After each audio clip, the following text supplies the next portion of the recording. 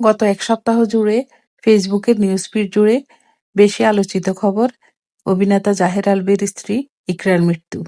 আমি লাস্ট 2 বছর ধরে ইকরার ব্লগ দেখতাম। আলভীর কোনো নাটক দেখেছি বলে মনে পড়ে না। ইকরার ভিডিও দেখার মেইন রিজন হলো রিজিক।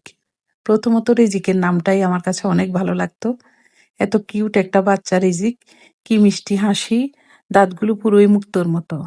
আর ছোট বাচ্চা মাশাল্লাহ কত গুছিয়ে কথা বলে, মায়ের সাথে ভিডিও মেক করে, সুন্দরভাবে হাসি মুখে এক্সপ্রেশন দেয়। এই জন্যই ইকরার ভিডিও দেখার মেইন কারণ। ভালো লাগতো।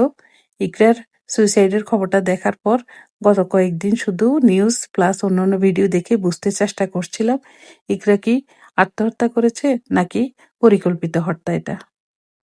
সব মিলিয়ে যেটা মনে হচ্ছে 90% পসিবিলিটি আত্মহত্যা।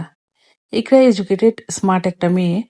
জানি না ইকরার জীবনে কিসের অভাব ছিল, সে নিজের জীবন দিয়ে কি পেল। হতে পারে আলবি আর তিথির রিলেশন আছে, তাতে কি?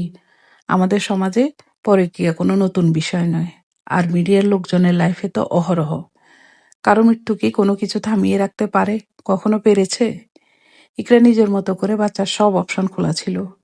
এমন তো না স্বামী না থাকলে ইকরা অসহায় হয়ে যেত। ইকরার বাবা মায়ের একমাত্র সন্তান ইকরা। বাবা মায়ের সম্পদ ছাড়াও নানা বাড়ি থেকে প্রচুর সম্পদ পায় ইকরা, যেটা কিনা ইকরার নামেই উল করা ছিল।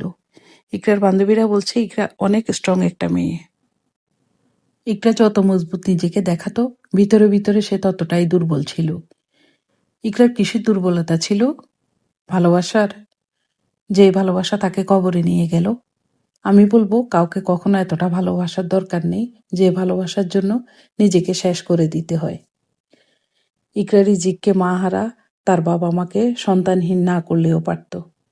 মৃত্যু তো কোনো সমাধান নয়। ইকরার মৃত্যুতে আলভির জীবন, তিথির জীবন কিছুই থেমে থাকবে না।